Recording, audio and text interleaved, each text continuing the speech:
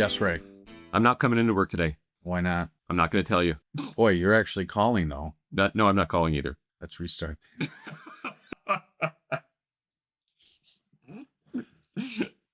Joel, I'd like to tell you that I'm not calling in today, and this is a no-call, no-show, but since we're calling, I'm not sure that counts. Yes, if you're calling, then I can actually make plans to somehow get your position covered for the night. But Yep. it's kind of hard when you're doing a podcast to say that, hey, I'm not coming in. Let's assume that you were supposed to work tonight and you just decided to stay home for whatever reason. Let's play pretend here. And then let your phone go to voicemail and not return texts and don't read the message so that it's constantly on, hey, hasn't been viewed yet.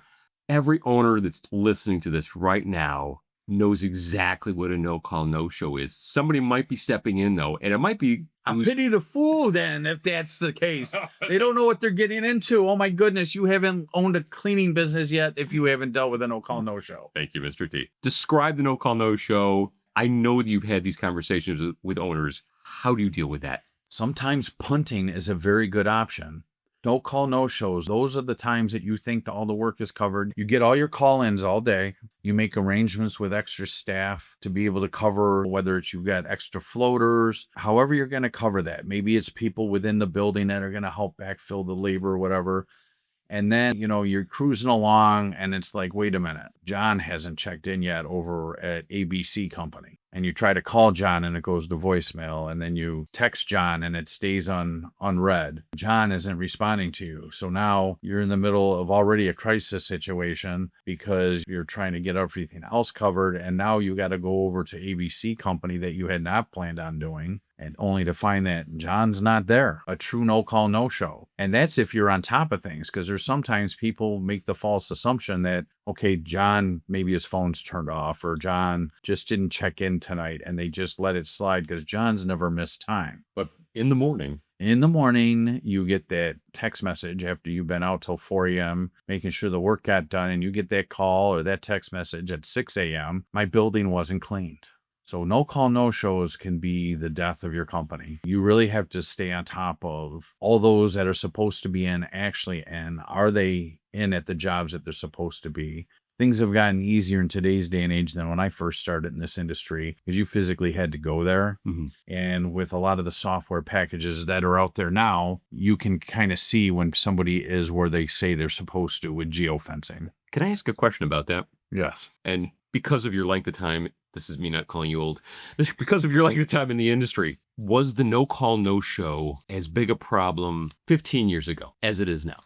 It depends on which way you look at it. I think there's more people that do it now than before. It was harder back in the old days because you physically had to go to the building to find out if they were there, because you usually had like a paging system that would page out because there was no cell phones back when I started. We had Morse code and smoke signals. We were working with rocks and coconuts. Okay. But in today's day and age, I think it's a little easier to understand if somebody is actually at work. Mm-hmm. But over the years, I would say that it happens more often now than it did when I first started in this industry. So bringing us back to current, whether it is an attitude change or a technology fix, it's still something that the owner or the shift manager, the supervisor is going to have to deal with. Yes. If you happen to be a non-working supervisor in a building, that usually means you have enough extra employees on that shift that you can go around and ask people if they're willing to work an extra half hour or hour.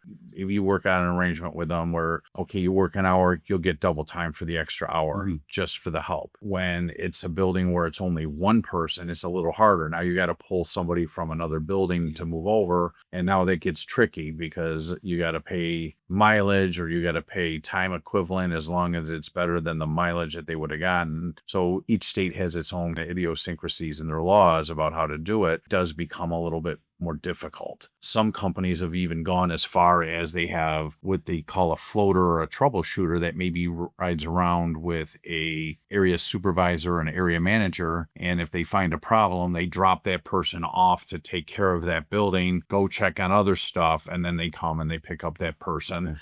And then it gets into a gray area to consult your HR consultant, like Herman Parsons from C, HR and recruiting. Situations like that have to be placed in a employee manual because you put your company at risk when you start transporting people around. It can be a little sticky, but it is a way to get things taken care of. It's one way that some clients do that. Just to make sure I understand and advising our listener in managing the eventuality of the no-call, no-show, potentially having additional staff. Yes.